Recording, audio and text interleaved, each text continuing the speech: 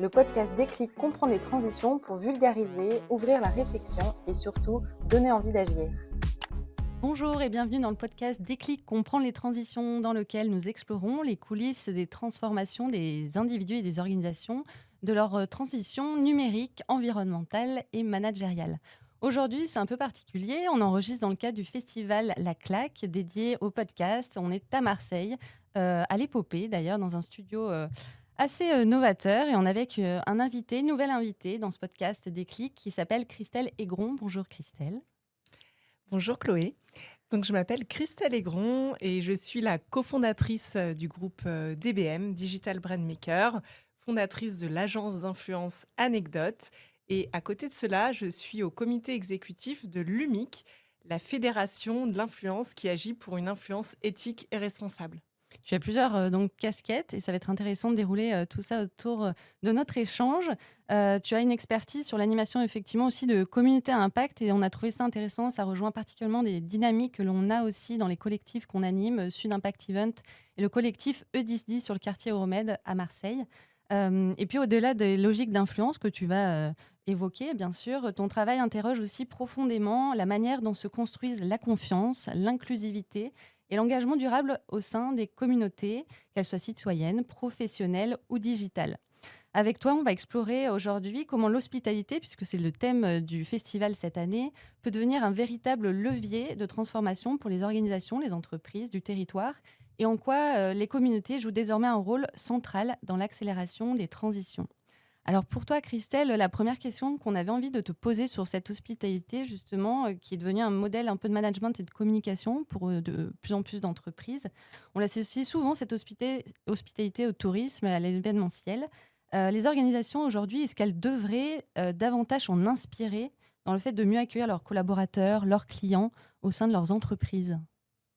Oui, tout à fait. Je pense que justement, l'hospitalité, elle démarre au premier jour de l'arrivée d'un collaborateur, notamment pour pouvoir s'intéresser à lui, parce que finalement, c'est une histoire humaine avant tout. Donc, savoir qui il est, lui-même sentir qu'il est accueilli, qu'on s'est intéressé à lui.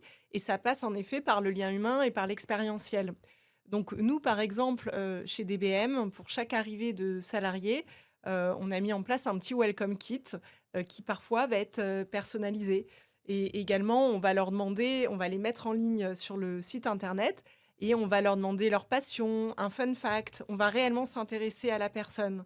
Et également en expérientiel, à chaque anniversaire, on fait livrer un joli bouquet de fleurs et on fait un goûter avec des superbes cookies. Voilà, qu'on se fait livrer et ça passe par un moment de plaisir. Et le salarié a vraiment l'impression, en effet, qu'il se sent choyé et qu'on s'intéresse à lui. Oui, parce qu'il y a l'équipe, il y a aussi chaque individu derrière ces équipes qu'il faut effectivement prendre en considération. Et c'est aussi ça, le lien, qui est important aussi au sein de nos entreprises aujourd'hui. Et apparemment, vous le faites et c'est très intéressant.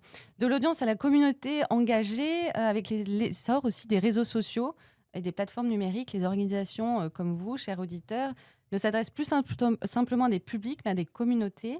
Quelles sont selon toi les clés pour animer une communauté aujourd'hui de manière un petit peu durable, parce que c'est ça aussi qui est au cœur de tes activités. Tout à fait. C'est ce qu'on explique notamment à travers l'UMIC, notre fédération de l'influence, l'Union des métiers de l'influence et des créateurs de contenu, où justement on va pouvoir donner des directions, des formations pour les créateurs de contenu, les annonceurs, pour pouvoir justement tisser une relation et des performances dans le temps. Donc en fait, la première chose, premier conseil que j'ai envie de donner, c'est de travailler sur le long terme, d'éviter les one-shots, mais vraiment tisser une relation sur le long terme, s'intéresser, encore une fois, à son créateur en fonction de sa patte artistique et pouvoir réellement créer une relation sur le long terme. Parce que les communautés, elles vont suivre un créateur parce qu'il est authentique, parce qu'il est crédible, et elles ont besoin justement de voir que la marque, elle est déjà installée dans ce territoire du créateur depuis plusieurs mois, trimestre, semestre et même année. Et c'est là où du coup, je vais vraiment me dire, bah tiens, j'ai envie d'aller tester cette marque.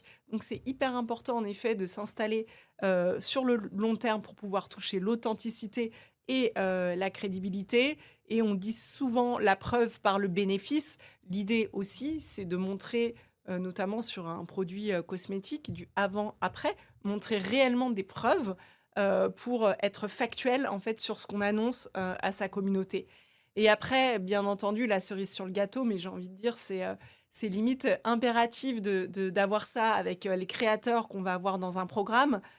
C'est de jouer la carte de l'expérientiel, de l'événementiel, c'est de les rencontrer en vrai, parce Mmh. que c'est là où tout change. Et c'est là où, en effet, bah, la relation humaine va s'installer. Et c'est là où réellement on va découvrir son créateur. Le créateur va découvrir quel est l'humain derrière la marque. Mmh. Et là, une relation va s'installer.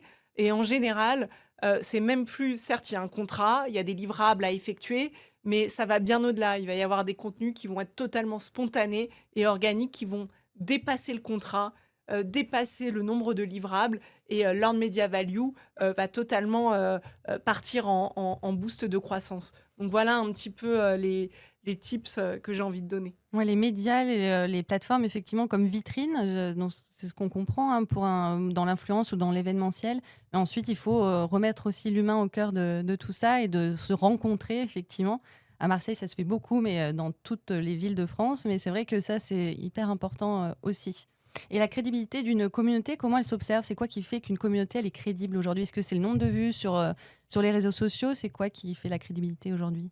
Alors c'est vrai on va analyser différents KPI, et ça va être vraiment en fonction des objectifs de base qu'on va se donner. Mais par exemple, le premier critère qu'on va regarder, c'est le taux d'engagement. Le taux d'engagement d'un créateur de contenu. Donc en général, on dit que c'est bien à partir de 3%. Et en fait, le taux d'engagement, il se mesure comment? Avec le nombre de commentaires, le nombre de partages, le nombre de likes. Et c'est là où on va pouvoir réellement voir si la communauté du créateur, elle est engagée. Voilà. Donc ça, j'ai envie de dire, c'est un peu le socle de base. Mhm. Et après, en fonction des objectifs, si on est sur des objectifs quanti, quali, plutôt de notoriété ou plutôt de conversion, sur de la notoriété, on va regarder le nombre d'impressions et le CPM, le coût pour 1000 du coup qu'on a eu sur notre campagne. Si on est plus sur de la conversion, on va regarder le CPC, le coût par clic client. Et on va pouvoir descendre voilà, sur des KPI comme ça qui sont très précis. Il faut savoir qu'aujourd'hui, sur l'influence justement et l'influence à impact, pourquoi? Car aujourd'hui, notamment chez nous, hein, chez DBM, et aussi à l'UMIC, on donne beaucoup de recommandations là-dessus. Tout est data-driven. Chaque campagne qui est mise en place, on sait exactement quels sont les objectifs derrière à atteindre et quel est le levier Mhm. du coup pour les atteindre. Et il y a des plateformes hein, aujourd'hui qui justement vont traquer toute cette data après chaque campagne. On peut savoir précisément toutes les datas qui ont été faites, est-ce que les objectifs ont été atteints ou non. Et voilà un petit peu comment ça se passe. C'est vraiment du sur-mesure. Alors, c'est une question qui me vient, alors, elle n'est pas forcément intégrée à l'interview, mais c'est aussi ça le podcast. On parle beaucoup aussi dans Déclic, dans le podcast, de l'intégration, enfin en tout cas de l'intelligence artificielle.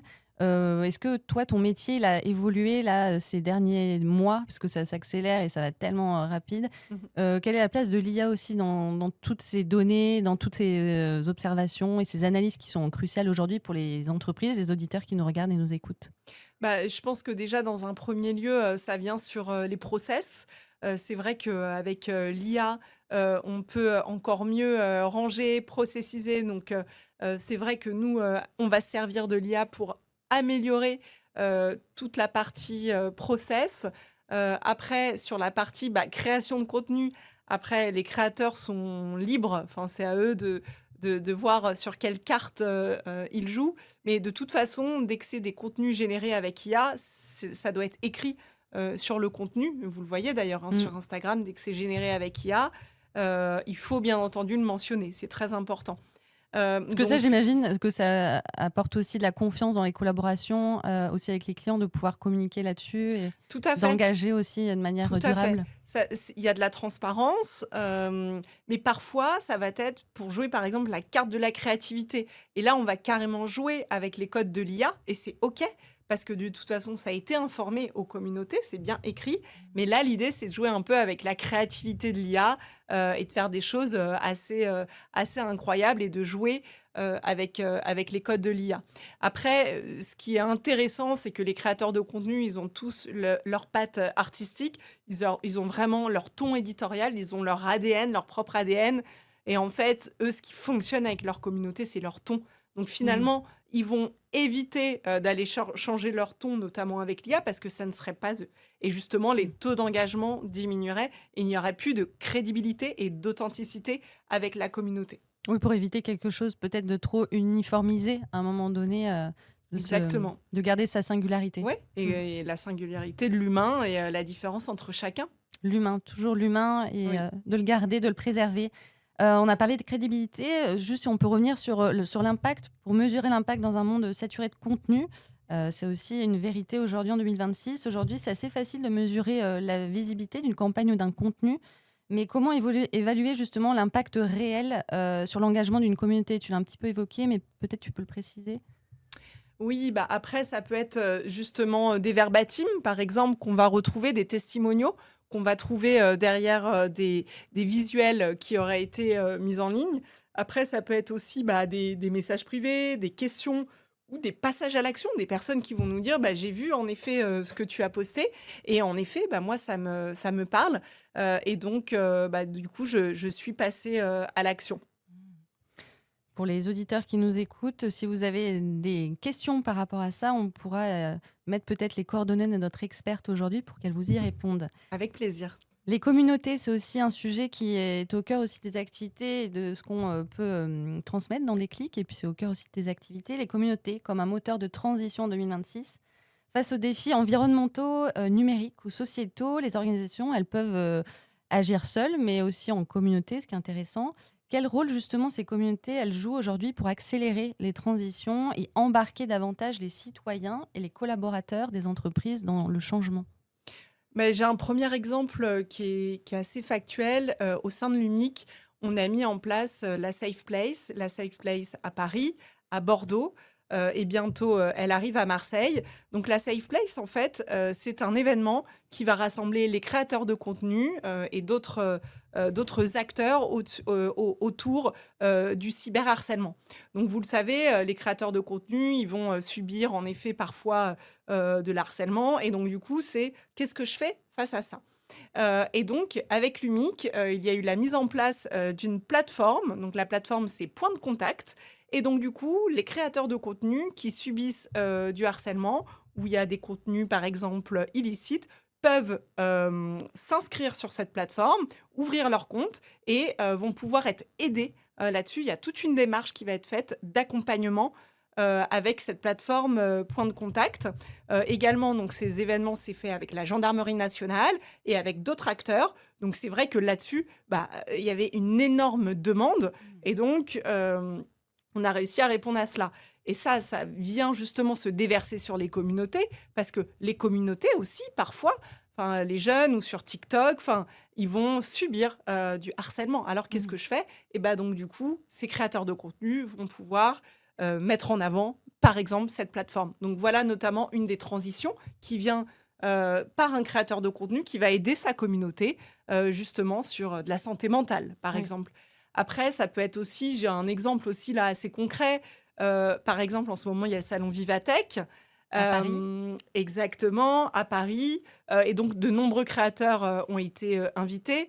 Et je pense notamment au créateur Charles Gasto. Et donc, Charles, moi, je le Pour ceux qui suis. ne le connaissent pas, les auditeurs qui nous écoutent, qui nous regardent, est-ce que tu peux expliquer qui est cette personne? Alors, Charles Gasto, en fait, il est spécialisé notamment dans la finance. Il va pouvoir vulgariser des contenus sur la finance, mais pas que, en fait, sur des sujets sociétaux. Et donc là, il fait notamment partie de l'UMIC. Et donc là, il a été invité en effet par Orange. Et Orange a mis en place, par exemple, tout un système pour lutter contre tout ce qui se passe autour des deepfakes. Donc à savoir, on va pouvoir imiter une image, votre visage, votre voix, et en fait prendre votre identité et de faire de l'usurpation et en fait après se faire passer pour quelqu'un, pour un directeur qui voudrait avoir vos coordonnées ou quoi ou qu'est-ce. Donc là, par exemple, moi j'ai découvert ça là à travers lui. Donc voilà, il y a des dispositifs comme ça en fait qui sont en avant-première transmis aux créateurs. Et en fait, ce qui est génial, c'est que comme ils sont invités en real life, ils vont avoir même les dirigeants de ces entreprises qui vont expliquer en fait les dispositifs et en fait eux arrivent à le vulgariser après sur leur communauté et nous expliquer à nous avec des mots très simples justement c'est quoi ce dispositif, qu'est-ce qui a été mis en place. Voilà. Pour mieux maîtriser, mieux sécuriser les données et l'image aussi. C'est Oui, clairement tout un à enjeu. fait. Et j'ai un autre exemple aussi. On peut parler de la journée E, le jour E, qui a été mis en place là récemment, et notamment avec le salon BPI Big Media, avec de nombreux créateurs RSE, enfin liés autour de l'écologie, et notamment, je pense à Charlotte Lemay qui a été invitée, Chamallow, et elle explique justement toutes les transitions écologiques qu'elle a découvertes à ce salon, notamment dépolluer des plages avec des cerfs-volants. Voilà, des choses comme ça. Et c'est vrai que c'est grâce aux créateurs de contenu aussi qu'on est au courant de toutes ces actions qui De ces se actions passent. innovatrices, clairement Exactement. intéressantes. Ça vient un petit peu, c'est un peu en lien avec la prochaine question sur les algorithmes aussi, parce que c'est un gros enjeu, le risque de l'entre-soi numérique. Les algorithmes ont tendance à nous rapprocher des personnes qui nous ressemblent, ce qui est une bonne chose, mais ça peut aussi avoir des dérives. Comment justement on peut construire des communautés ouvertes, accueillantes, capables de faire dialoguer des profils, des générations et des points de vue différents? Parce Oui, que ça enrichit aussi les discours, les bien visions, sûr. les regards croisés. Je pense que déjà d'un point de vue annonceur, lorsqu'ils bâtissent leur stratégie d'influence, ce qui est très important, c'est de pouvoir identifier les différents personas à qui on parle et de pouvoir construire en fait différentes typologies de communautés pour pouvoir ne pas parler à une seule communauté, mais à différentes communautés, différents âges et surtout différents moments de vie. C'est vrai que lorsque on circule sur les réseaux sociaux, on peut se dire, bah tiens, c'est des personnes qui sont exactement comme moi. En fait, c'est surtout par rapport à des moments de vie. Parce qu'en fait, je vais aller consulter des contenus en fonction du moment de vie que j'ai. Donc finalement, il y a quand même une évolution dans le temps. C'est pas que des personnes comme moi, c'est plus des personnes qui ont en ce moment ce moment de vie. Avec des contenus, par exemple, de mamans avec des enfants en bas âge ou avec des sorties autour de Marseille. Donc, je trouve que c'est vraiment plus basé sur des momentum. Et justement, après, c'est vraiment à la marque d'aller pouvoir cibler différentes typologies de communautés et pouvoir les travailler de manière complètement différente parce elles vivent pas du tout les mêmes choses et on ne les active pas de la même manière. Pour cette dernière question, pour notre échange, Christelle, on a envie de se projeter dans quelques années. Alors peut-être quelques années, c'est peut-être pas assez, c'est très lointain, peut-être à 1 an. Tu nous diras ça dans ta réponse. Mais quelles sont selon toi les marques, les médias qui réussiront à construire justement les relations durables avec ces communautés? Parce Bah, qu'aujourd'hui, on est festival du oui. podcast. Mhm. Quels sont selon toi ces supports?